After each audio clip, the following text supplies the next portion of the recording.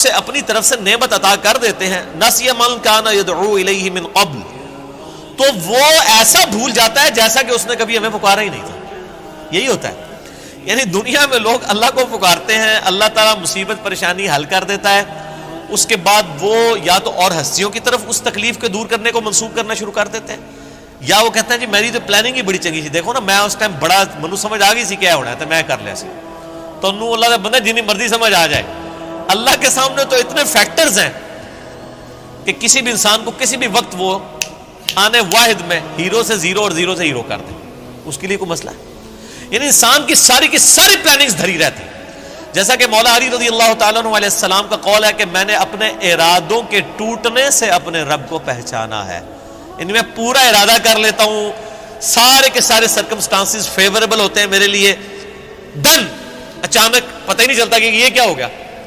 ایسا ہو جاتا ہے میرے بھائیوں۔ اور یہی چیزیں بیسیکلی اللہ تعالیٰ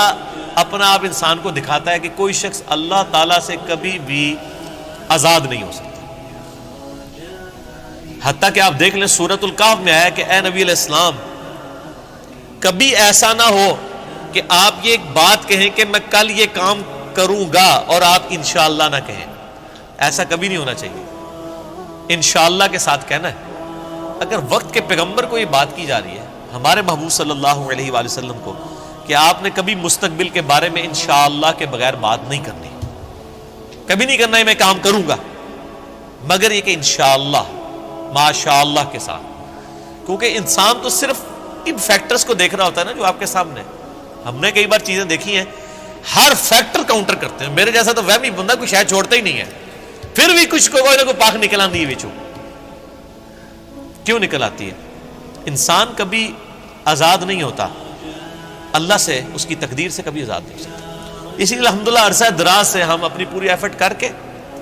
اس کے بعد اللہ پر ہی توقع رکھتے ہیں، اور میں یعنی جتنا اپنے دنیاوی معاملات میں یا دین کے کام میں ریسورسز کو مینیج کرنے میں وہمی ہوں نا،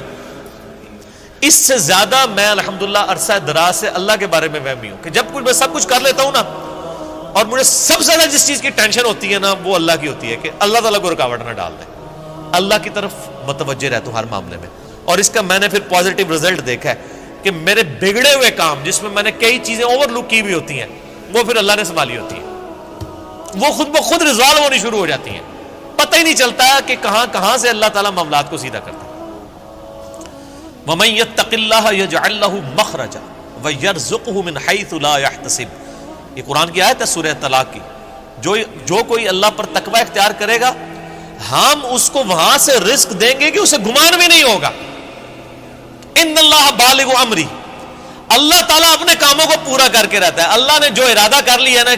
جس کام کو بلوغت تک لے کے جانے کا وہ اس نے کر دینا ہے، لیکن قد جعل اللہ لکل شیء قدرا، لیکن ہر چیز کے لیے اللہ نے ایک اندازہ مقرر کر رکھا ہے،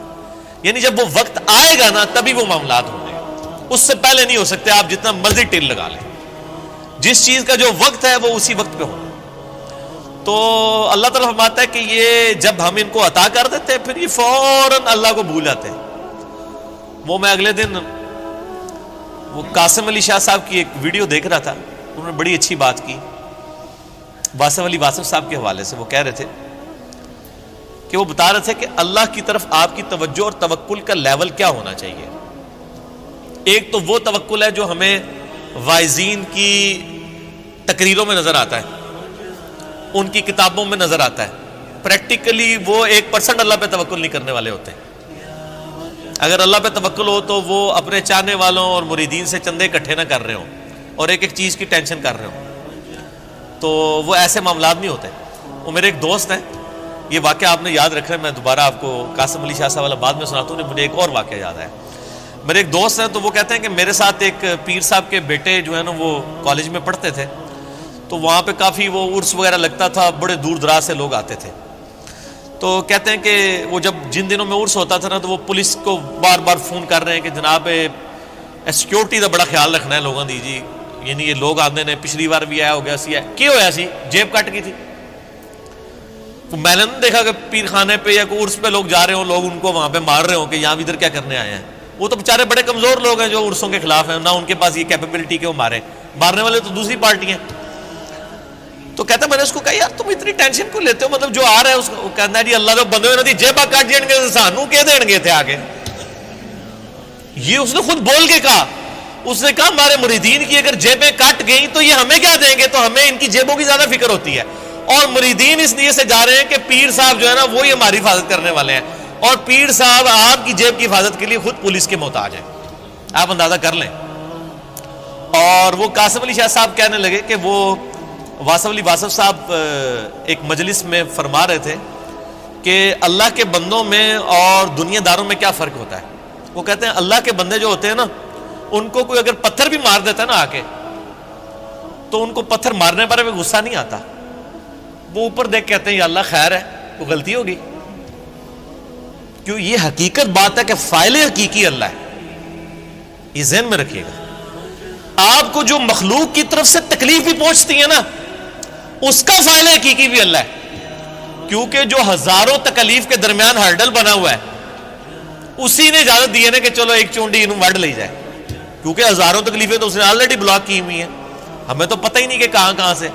آپ نے اگر یہ چیز دیکھنی ہے تو آپ حیران ہوں گے کہ چھوٹے بچوں کا بڑا ہو جانا یہ معجزے سے کم نہیں ہے. بچے جس طرح اندھوں کی طرح بھاگتے ہیں, ایک کن پٹی پہ صرف ایک جو ہے کارنر لگنے کی مار ہے نا بچے کی ڈیتھ, بڑا بندہ مر جاتا ہے. کس طرح بستروں سے گرتے ہیں جا کے, کبھی کہیں گرتے ہیں سیڑھیوں سے نیچے گر جاتے ہیں, کہیں جا کے لگتے ہیں, کبھی کچھ ٹوٹ جاتا ہے, کبھی ادھر آ کے بندہ کہتا ہے اوہ شکر ہے جی بس نیڑے ہی بچا ہے, اللہ سے بچو اللہ نے بچایا ہوتا ہے, ہمیشہ ہی بچ جاتا ہے بندہ. کتنے بچوں کی آنکھیں نکل جاتی ہیں بچپن میں, ورنہ تو آدھے ادھر جو ہے وہ کانے بیٹھے ہوئے ہوں. یہ اللہ نے بڑے کیے ہوتے ہیں. یہ اللہ قرآن پاک میں آیات ہیں, اللہ فرماتا ہے کہ ہم نے فرشتے معمور کیے ہوئے انسانوں کی حفاظت کے اوپر. یہ ساری چیزیں اللہ لے کے چل رہا ہوتا ہے. لیکن اللہ فرماتا ہے جب ہم تکلیف دور کر دیتے ہیں پھر کہتے ہیں یہ تو کوئی کہہ دیتا ہے بزرگوں نے کیا ہے, کوئی کچھ کہہ دیتا ہے, کوئی کچھ کہہ دیتا ہے. وہ ایک مجھے لطیفہ یاد آ گیا, وہ ایک بندہ جو ہے وہ سمندری طوفان میں پھنس جاتا ہے, اور جب وہ ڈوبنے لگتا ہے تو کہتا ہے یا اللہ منو بچا لے, میں دیکھ دیا گا تیرے نا دی. ٹھیک ہے جی, تو وہ اللہ تعالیٰ بچا لیتا ہے. تو وہ پھر کنارے آ کے کہتا ہے جی وہ تو پھر ظاہر ہے اس نے مکر ہی جانا ہوتا ہے, جو اللہ تعالیٰ فرماتا ہے کہ جب ہم ان کی تکلیف دور کرتے ہیں پھر یہ بھول جاتے ہیں ہمیں. تو کنارے پہ پہنچ کے آتا ہے کیڑی دیکھ, کوئی دیکھ شیک نہیں ہو. تو وہ پھر ایک اور ہچکولا اس کو آتا ہے, تو پھر وہ سمندر میں کہتا ہے نہیں یا اللہ میں پوچھ رہا تھا مٹی کے لوڑی, ٹھیک ہے کیڑی دیکھ تو مراد ہے, مطلب نہیں یہ اللہ نے تو نہیں دھوکھا دیتا جا سکتا ہے, دنیا ہی دھوکھا دیتا جا سکتا ہے کہ میٹھی دیکھ یا نمکین. تو یہ وہی چیز ہے, اللہ تعالیٰ فرماتا ہے کہ یہ جب ہم ان کی تکلیف دور کرتے ہیں تو اس طرح بھول جاتے ہیں کہ جیسا کہ ہمیں کبھی پکارا ہی نہیں تھا. وَجَعَلَ لِلَّهِ أَنْدَادًا, اور اللہ کے مقابلے پہ اور ہستیاں کھڑی کر دیتے ہیں کہ یہ انہوں نے کیا ہے. بچہ اللہ نے دیا ہوتا ہے, کہتے ہیں نہیں وہ ان کی وجہ سے ہوا ہے. لِيُضِلَّ عَنْ سَبِيلِهِ, تاکہ بہکا دیں اللہ کی راہ سے. حقیقت بات ہے کہ یہ شیطان انسان کے دل میں یہ وسوسہ ڈالتا ہے کہ یہ فلاں کی وجہ سے ہوا ہے. آپ ہندوؤں کے پاس چلے جائیں, وہ بھی یہی کلیم کرتے ہیں کہ جی ہم فلاں مندر میں گئے تھے تو ہمیں اولاد ہوگی, حالانکہ اللہ دے رہا ہوتا ہے.